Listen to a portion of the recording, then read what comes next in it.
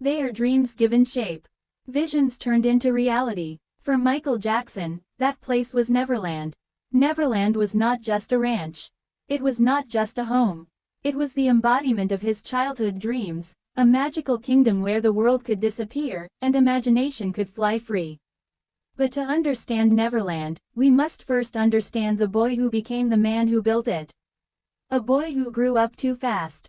A boy whose childhood slipped away the moment he stepped into the spotlight. Chapter 1: The Lost Childhood.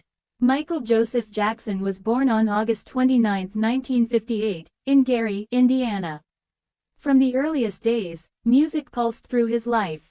His father, Joseph Jackson, was strict, demanding, and unrelenting in pursuit of perfection. The Jackson Five, Michael and his brothers, became stars almost overnight. While most children played tag in the streets, Michael rehearsed under the glare of stage lights. While other kids went to school dances, he was traveling from city to city, performing for thousands. He was adored by millions, but behind the applause was a boy who whispered, "When do I get to play? When do I get to be a child?" That question would stay with him forever. Chapter 2: A World of Fantasy. As Michael grew older, he discovered comfort in fantasy. He adored stories like Peter Pan, the boy who never wanted to grow up. To Michael, Peter Pan was not just a storybook character. He was a mirror, a reflection of himself. Michael said many times, "I am Peter Pan in my heart."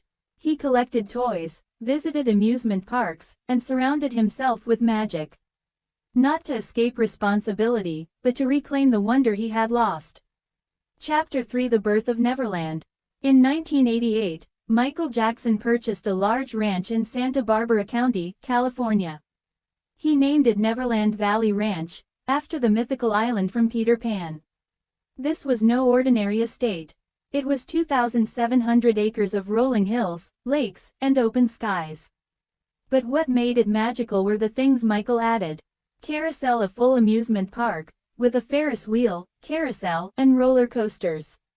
Movie Camera, a private movie theater, where he would host children, families, and friends. Elephant, a zoo, filled with exotic animals, from giraffes to elephants to his beloved chimpanzee, Bubbles. To the world, Neverland looked like a fairy tale. To Michael, it was the childhood he never had. Chapter 4: The Heart of Neverland. For Michael, Neverland was not just for himself. He opened its gates to children who were sick, poor, or in need of joy. Busloads of kids would arrive.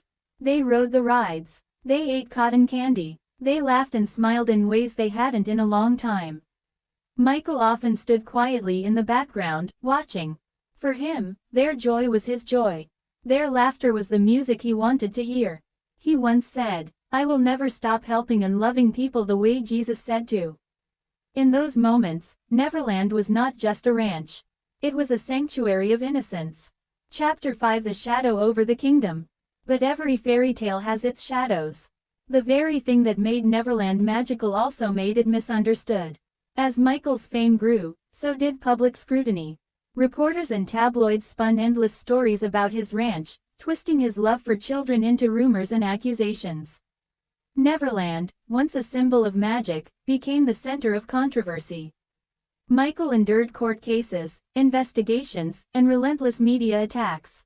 To the world, Neverland was a place of mystery. To Michael, it became a place of pain, a reminder that even the most beautiful dreams could be misunderstood. Chapter 6: The Lonely King. Inside the gates of Neverland, Michael lived like a king, but a lonely one. Though he had wealth, fame, and a magical home, he often felt isolated.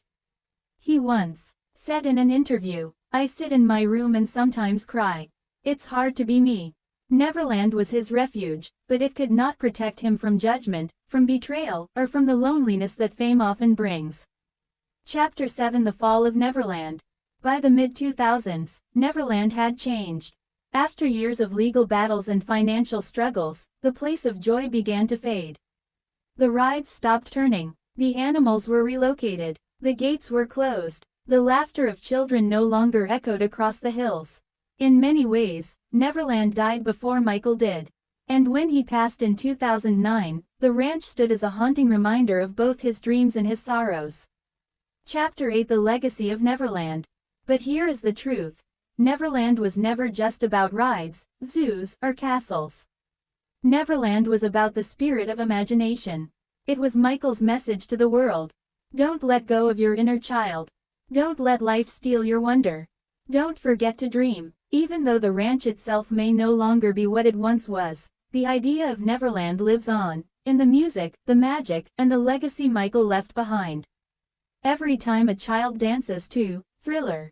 Every time someone smiles at Billie Jean. Every time a dreamer refuses to grow old in their heart, Neverland lives again. Closing. The Eternal Dream.